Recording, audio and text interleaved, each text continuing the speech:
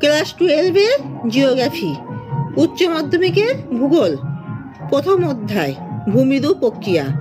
তোমরা সবাই মন দিয়ে শোনো আর লেখো, আর সবাই লাইক অ্যান্ড সাবস্ক্রাইবটা দিয়ে দাও।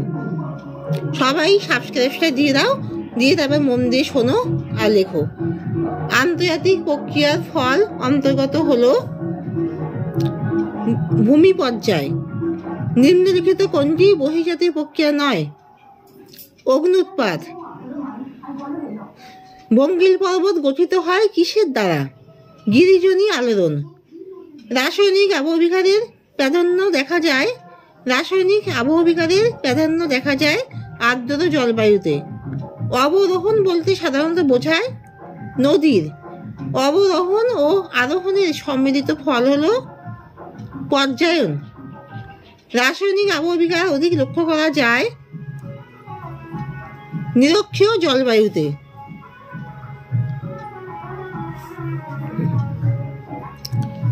একটি অন্তর্জাত প্রক্রিয়ার উদাহরণ হলো গিরিজনী আলোড়ন। শিলায় মরচে পড়া কোন ধরনের রাসায়নিক আবহবিকার? জারণ প্রক্রিয়া। দ্বিতীয় ক্রম ভূমিরূপ হলো মালভূমি। আরোহণ প্রক্রিয়ার অন্যতম নিয়ন্ত্রক হলো ভূমির ঢাল। ভূমিরূপ বিদ্যায় পর্যায়ন ধারণাটি কে প্রবর্তন করেন? গিলবার্ট। আরোহণ প্রক্রিয়ার অন্যতম নিয়ন্ত্রক কি? আরোহণ প্রক্রিয়ার অন্যতম নিয়ন্ত্রক হলো ভূমির ঢাল। মহীভাবক আলোড়ন শক্তি কিভাবে কাজ করে? মহীভাবক আলোড়ন পৃথিবীর ব্যাসার্ধ বরাবর উল্লম্বভাবে কাজ করে। পৃথিবীর ব্যাসার্ধ বরাবর বা উল্লম্বভাবে কাজ করে। ক্ষুদ্রকণা বিস্ফোরণ কোন জাতীয় শিলায় দেখা যায়? একাধিক খনিজের সমন্বয়ে গঠিত শিলায় ক্ষুদ্রকণা বিস্ফোরণ দেখা যায়। পর্যায়ন কাকে বলে? বহির্জাত প্রক্রিয়াসমূহে সম্মিলিত ক্ষয় ও সঞ্চয় কাজের মাধ্যমে ভূপৃষ্ঠের সমতলীকরণ হলো পর্যায়ন। আবহবিকার কাকে বলে? যে প্রক্রিয়ায় আবহাওয়ার বিভিন্ন উপাদানের সাহায্যে শিলা চূর্ণ বিচূর্ণ ও বিয়োজিত হয়ে মূল শিলার উপরেই থেকে যায়, সেই প্রক্রিয়াকে আবহবিকার বলে। ভূ অভ্যন্তরে যে শিলাস্তর জল শোষণ ও সরবরাহে অক্ষম তাকে কি স্তর বলে? ভূ অভ্যন্তরে যে শিলাস্তর জল শোষণ ও সরবরাহে অক্ষম তাকে অপবেশ্য স্তর বলে।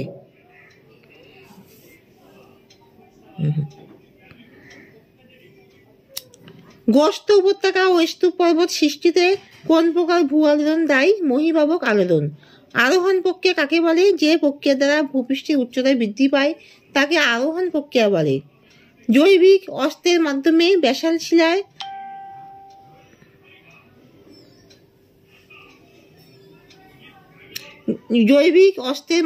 ব্যাসাল্ট শিলার বিয়োজন ঘটে কি ধরনের মৃত্তিকা তৈরি হয়? কৃষ্ণ মৃত্তিকা। চুনাপাথর গঠিত অঞ্চলে জলের দোবন কার্যের ফলে ভূপৃষ্ঠে অসংখ্য ছোট গর্তের সৃষ্টি হয়। এদের সোয়ালো হোল বলে। এগুলি ফ্যান্সি শচ নামে পরিচিত।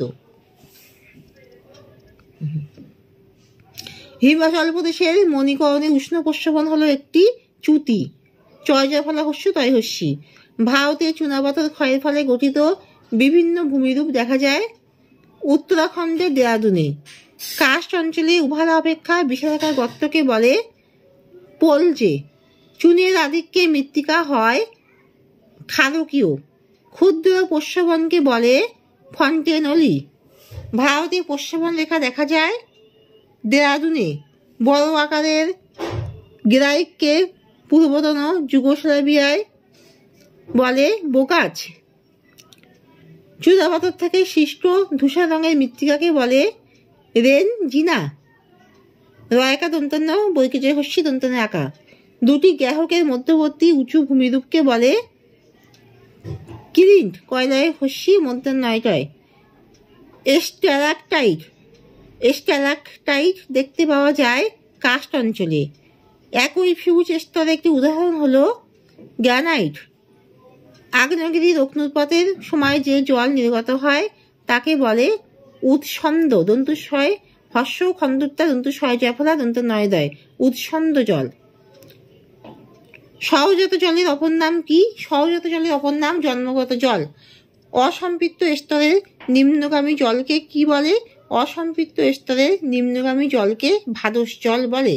বয়কা দয়কা দন্তুস্বা ভাদস জল। কদম পাত্র কাকে বলে? যে উষ্ণ প্রস্রবণ দিয়ে কাদা জলের মিশ্রণ বের হয় তাকে কদম পাত্র বলে। পোনর কি? পোনর হলো ভূপৃষ্ঠের চিরপ্রবাহী নদী যে পথ দিয়ে অভ্যন্তরে পৌঁছায় সেই সুড়ঙ্গ পথটি হলো পোনর। পয়কা দন্তান্ন র। হেলিকটাইট। হেলিকটাইট কি? চুনাপাথরের গুহার অভ্যন্তরে ক্যালসাইট তির্যকভাবে পাশাপাশি বাঁকানো বা অন্যান্য আকৃতি গড়ে উঠলে তাকে তির্যকভাবে পাশাপাশি বাঁকানো বা অন্যান্য আকৃতি গড়ে উঠলে তাকে হেলিকটাইট বলে। মিটিওরিক জল কি? বৃষ্টিপাত ও তুষারপাতের জল ভূপৃষ্ঠের উপর দিয়ে প্রবাহিত হওয়ার সময় ভূ অভ্যন্তরে প্রবেশ করে ভৌম জলে পরিণত হয়, একে মিটিওরিক জল বলে।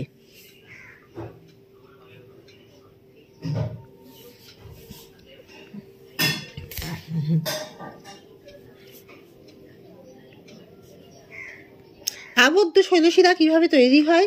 দুটি অপ্রবেশ্য শিলাস্তরের মাঝখানে একটি প্রবেশ্য শিলাস্তর অবস্থান করলে ও তার উপরিভাগ উন্মুক্ত অবস্থা থাকলে আবদ্ধ জলাধার তৈরি হয়। অ্যাকুইফার কি? ভূপৃষ্ঠের নিচে প্রবেশ্য শিলাস্তরের পর অপ্রবেশ্য শিলাস্তরে অবস্থান করলে জল চুইয়ে প্রবেশ্য শিলাস্তরে সঞ্চিত হয়, এই সঞ্চিত জলকে অ্যাকুইফার বলে।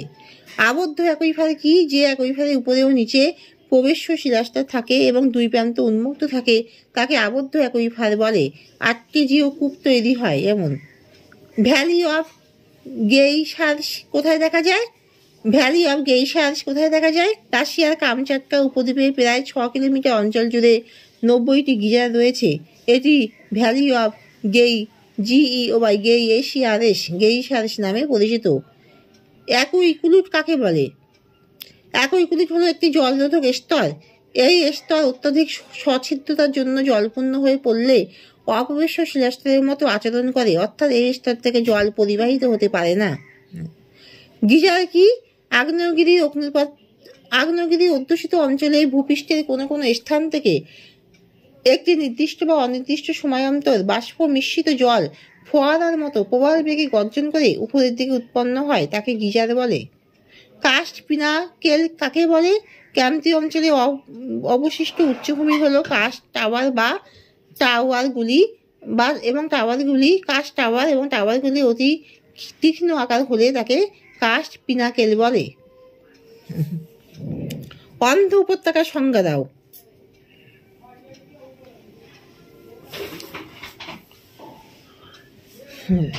চুনাপাথর গঠিত অঞ্চলের উপর দিয়ে প্রবাহিত নদীর গতিপথে হঠাৎ কোনো সিংহল সৃষ্টি হলে নদী উপত্যকাটি, চুনাপাথর গঠিত অঞ্চলের উপর দিয়ে প্রবাহিত নদীর গতিপথে হঠাৎ কোনো সিংহল সৃষ্টি হলে নদী উপত্যকাটি যেহেতু জলপূর্ণ থাকে এবং তারপর হঠাৎ ভূগর্ভে অন্তর্হিত হয়, তাই সিংহল পর্যন্ত প্রসারিত এই নদী উপত্যকাটিকে অন্ধ উপত্যকা বলে।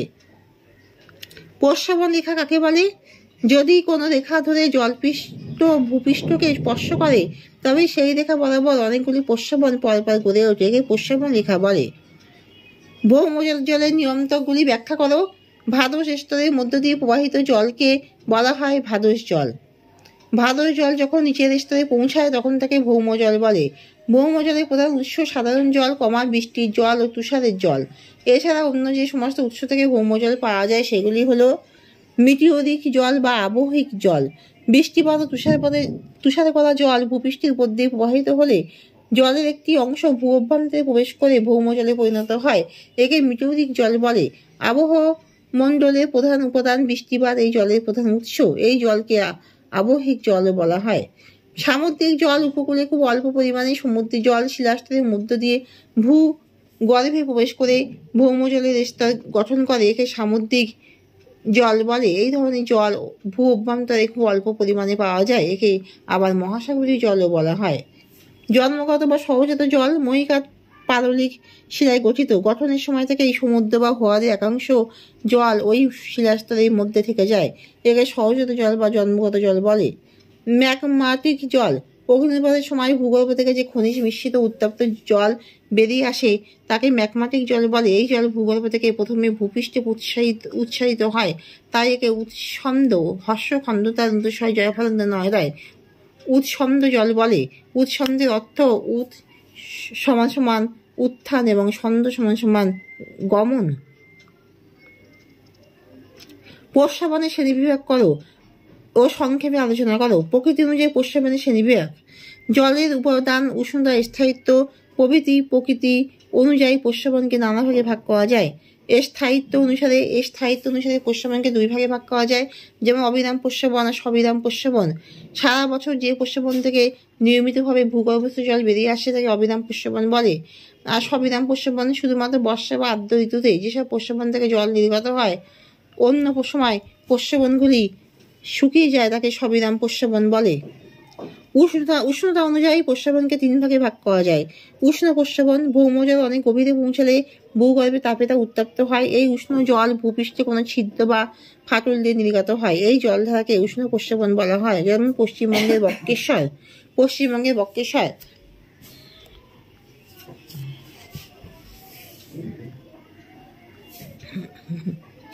গিজার ও গাইজার: অনেক সময় উষ্ণ প্রস্রবণের জল ও বাষ্প নিয়মিতভাবে কিছুক্ষণ পর পর এই স্তম্ভাকারে উপর দিয়ে প্রবল বেগে উৎক্ষিপ্ত হয়, এদের গিজার বলে। যেমন আমেরিকা যুক্তরাষ্ট্রের ইউলোস্টোন পার্কের ওল্ড ফেথফুল গিজার। শীতল প্রস্রবণ: অনেক সময় যে প্রস্রবণ থেকে শীতল জল নির্গত হয় তাকে শীতল প্রস্রবণ বলে। উত্তরাখণ্ডের দেহরাদূনের কাছে সহস্রধারা প্রস্রবণটি হল শীতল প্রস্রবণের উদাহরণ। খনিজ উপাদান অনুসারে এটি দুভাগে ভাগ করা যায়, যেমন খনিজ প্রস্রবণ।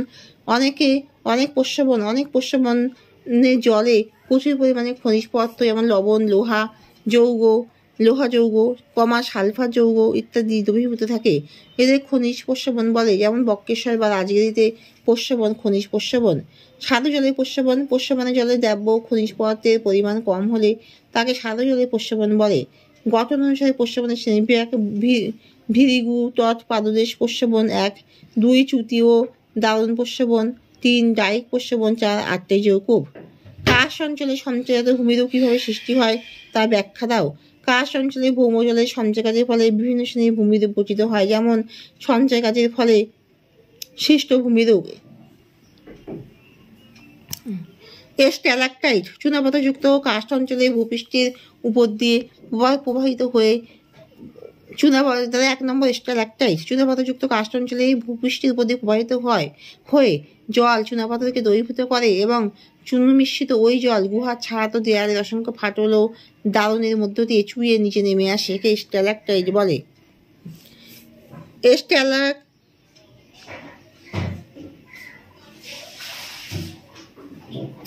স্ট্যালাকটাইট হলো। এবার 2 নম্বর হলো স্ট্যালাকমাইট।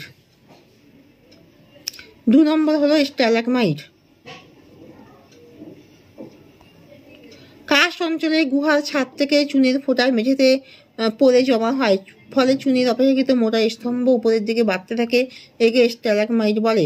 হেরিকটাইট: চুনাপাথরের গুহার মধ্যে বহু অস্বাভাবিক আকৃতি ও ভঙ্গির মূর্তি গড়ে ওঠে, এর ফলে দ্রবীভূত চুনের মূর্তির উপরে, নিচে এবং পার্শ্ব বরাবর তির্যকভাবে অথবা বক্রভাবে বৃদ্ধি পেতে থাকে, একে হেরিকটাইট বলে। এর স্তম্ভ বা পিলার 4 নম্বর। চুনাপাথরযুক্ত কার্স্ট অঞ্চলে উপর থেকে নিচে নামতে থাকা স্ট্যালাকটাইট এবং নিচ অর্থাৎ গুহার মেঝে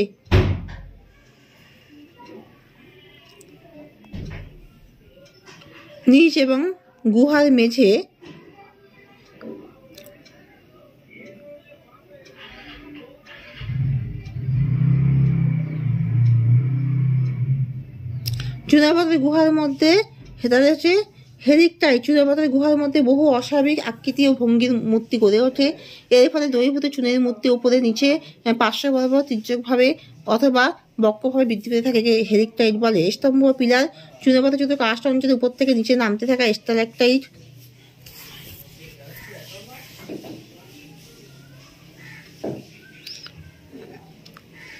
এবং নিচ অর্থাৎ গুহার মেঝে থেকে উপরের দিকে বাড়তে থাকা স্ট্যালাকমাইট দুটি পরস্পরের সঙ্গে মিলিত হয়ে এটি স্তম্ভের মতো সৃষ্টি হয়, স্তম্ভ বলে। এখানে শেষ করছি।